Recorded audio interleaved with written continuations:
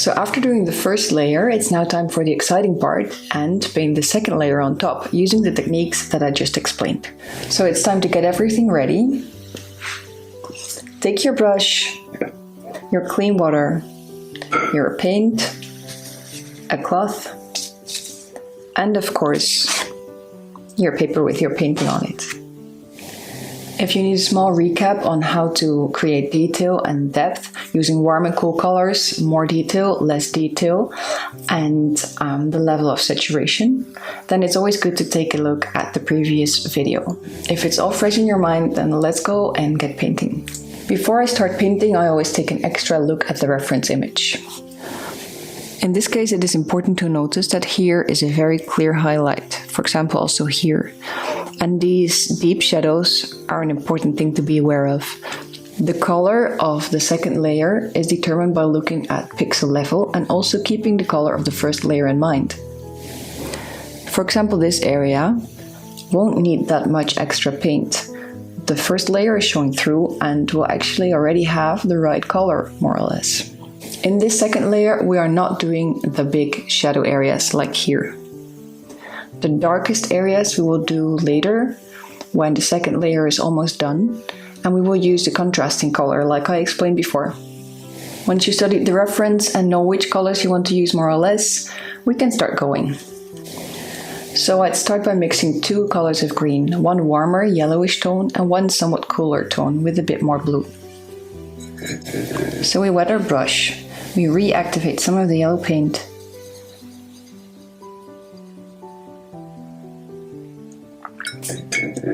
clean our brush and reactivate some of the blue paint. So keep in mind that you're working on the side of your dot. There's no need to go all in.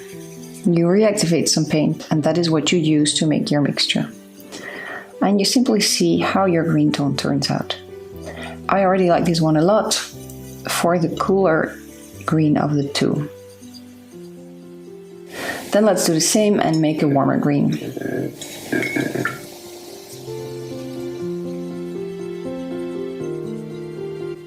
So this color green has more yellow in it and obviously looks warmer than this color green. In this case, when there is so much variation between dark and light within one leaf, I like to work wet and wet. That gives me some extra time to do some adjustments and let the paint flow without causing hard lines to show. Remember that I talked about segments? So this area here is a separate segment. I'll paint around it for now in the second layer, wetting only the base of the leaf.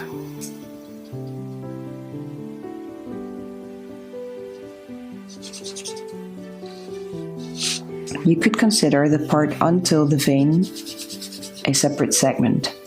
It helps you to split up your subject in smaller segments. It will give you time to paint. So I wet the surface slightly and I want it to have just a light shine. So there shouldn't be water on top, but it should just simply have a light shine. You can see that this area in the reference image is rather fresh and light. We will be using our warm color green and we will not need much since this is almost the lightest area of the second layer.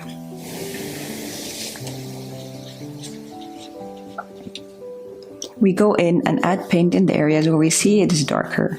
The areas that are lightest we will simply keep open, as the first layer already shows enough color for those areas.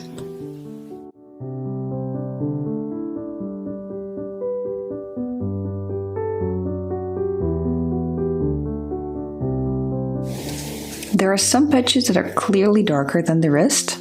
You might want to add a little bit of your cooler green there.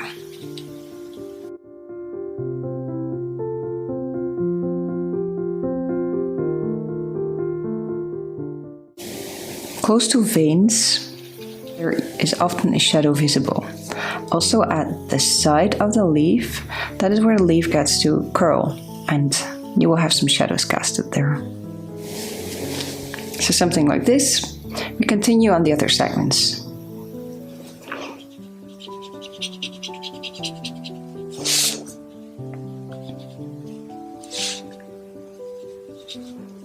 Here we're still working in the lightest part. so we use our warm green.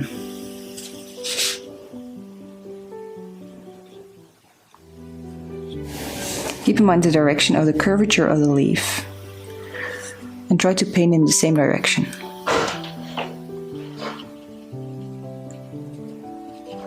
A nice technique is to put on some paint in the areas that are darkest, then clean your brush and dry it until just damp. Use that to pull the paint further down the areas where there is some color but a lighter version of the one that you put on. And in the dark areas, go back in with your cool color green and let it flow in the light color green. Let's continue. Right now we ended up at this area. You see that here and here are some clear highlights, and this one actually pulls down until here in some shapes. Also here is a clear highlight. This we can keep in mind when painting.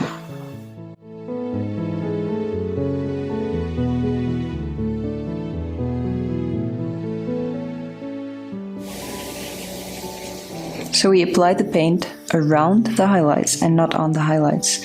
Since we work wet and wet, the paint will flow somewhat into the highlight, but will not shape a hard line.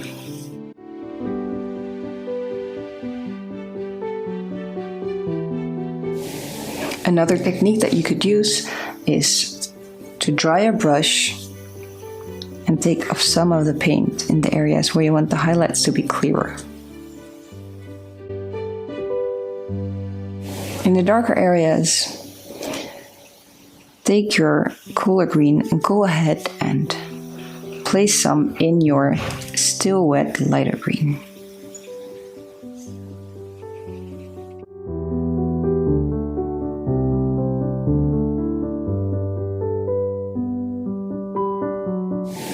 It's not a work of great precision, it's more a work of trying not to overdo it. The paint will do the work for you.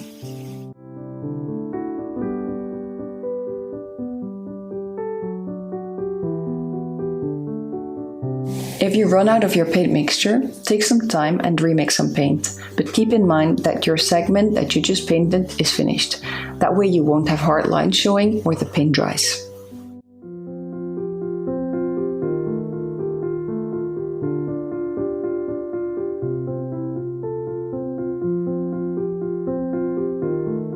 So I've put on the warm green paint in the areas where I see there is most saturation, and I drag the color along with a clean brush. In the darker areas we add some of the cooler green. The drawing is not an exact copy of the reference image, and I did this on purpose. This way you can learn how to create a certain effect without having to copy your example.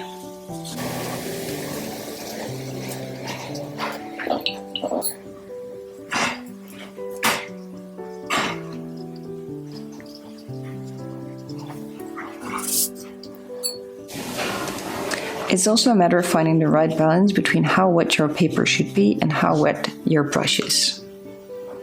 We could say that here the combination might have been a little bit too wet, so let's try and work a little bit more dry here. If in your case you work too dry, try and add some more water to your paper at first, or in your mixture in your brush. So I see that there is a larger highlight here and a dip just behind it. Let's keep this open and then add some more color just behind it. A dip will always be indicated by a shadow. Sometimes it's worth going back into some previously painted areas when you think it could use some extra color.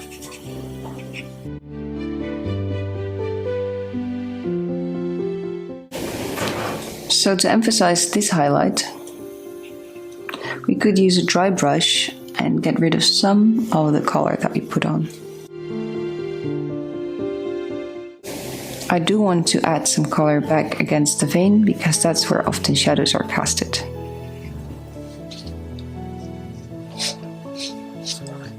Let's continue the very same way all the way to the top now.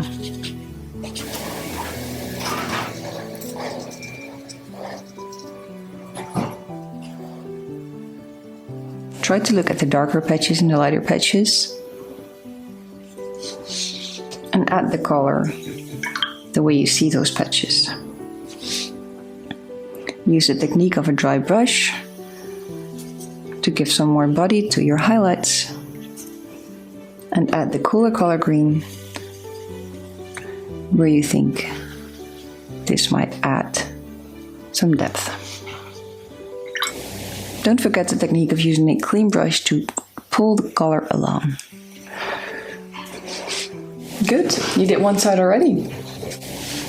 Let's continue and do the green on the other side. It's very tempting to put darker colors in this area since it receives more shadow. But I would invite you to use the very same technique and wait for the extra depth with the contrasting color. For this highlight here, I clean my brush, dry it, and pull off some paint. Continue to work wide and well till the top and divide your leaf in segments the size that you can handle them. Around the edge of the other leaf, be careful to make very clean line. So often below a highlight, a shadow is casted. You can use this knowledge to know where you place your colors and where you use more saturated areas. Don't forget that you can vary with your green color by adding some extra blue or some extra yellow. It's a good thing if there's variation of greens within one work, it will make it look more realistic.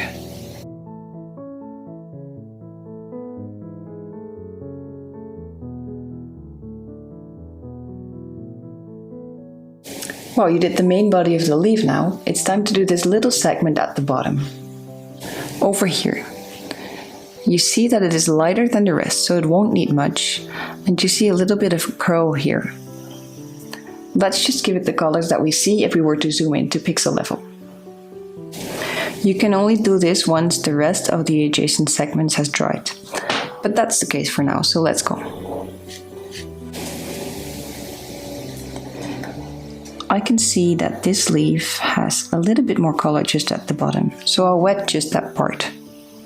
It's a bit warmer than the undertone, so I'll choose my warm green and I give it a very, very light touch. I do want to make sure my lines are soft and not hard, so I dry my brush and run along this very soft line to smoothen out the color. And for this little bump, there's a little bit of red. So we use the previously mixed red. We want to have a rather dry brush because we want to have lots of control over what we do since it's such a small area. And with the sharp tip, we add just a little bit of red where we need it. The nice thing about this is that it shows which part is in front and which part is behind, as the veins explain the depth. Then close to the other leaf there is a bit more color. Not much. You could place it on and then drag it further with a damp brush, covering only the area that we are working on. Now that this part has dried, we can continue on this leaf. It's the exact same technique. Looking at the image overall, you can see that the leaf on the top might be a tad lighter than the leaf at the bottom. And we can use the effect of depth using a bit of a warmer green on the left leaf than on the right, having it appear more towards us. I'll start with the lower part here. It doesn't receive much more color than it has now, just some patches of warmer and cooler green. The exact shape is not so important here.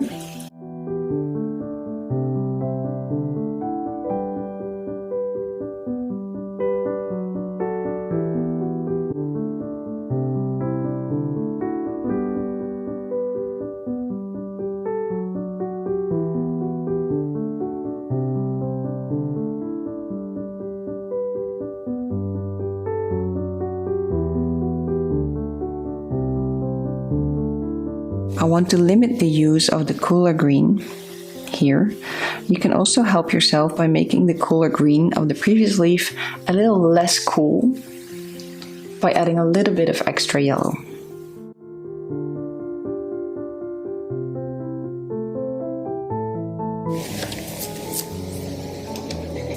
closer to this side, the leaf does curl down, so it does receive a little bit more of the cool green. Don't worry too much about the veins at this stage, we will come back to them later.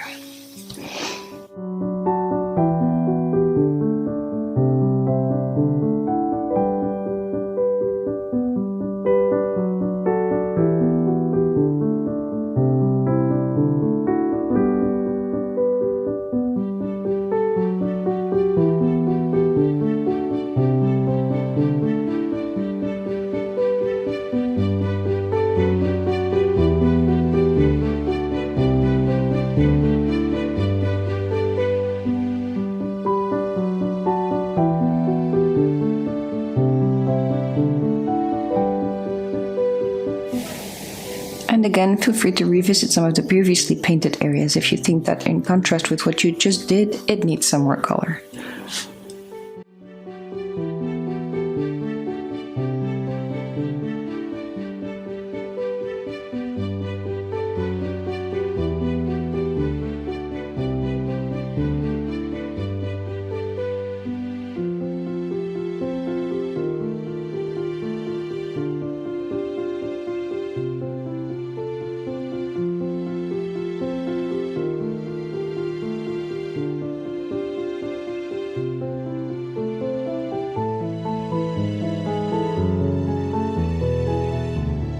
So I'm choosing to add some extra color around the veins in the previously painted areas. Now for the left side of the left leaf, you can see that there are some clear shadows here, some highlights more or less on this part of the leaf, and then the highlights fade out towards the end. That way you can tell that there are some waves in the leaf right here. Keep that in mind when you are applying your paint.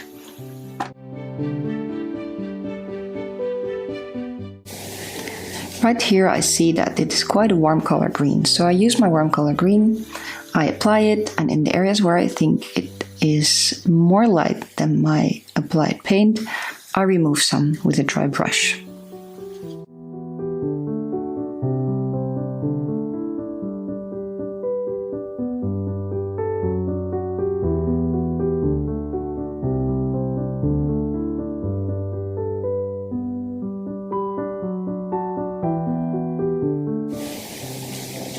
The shape of the highlight often has to do with the shape of other small veins that might not have been drawn in the sketch, but using this direction will give the leaf a more realistic appearance.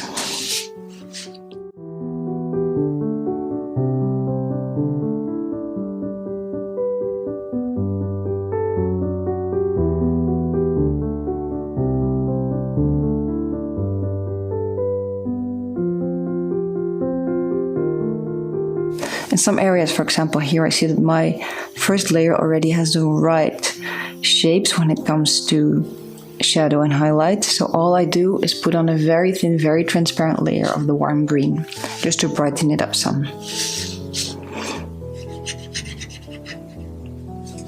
This is where we have the sharp highlight. So since the line is a lot sharper, you have more control when your paper is less wet.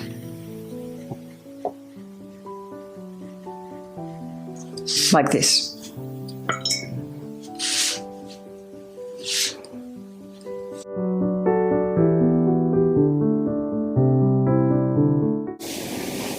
Again, at the side of the leaf curls down again and receives some more shadow.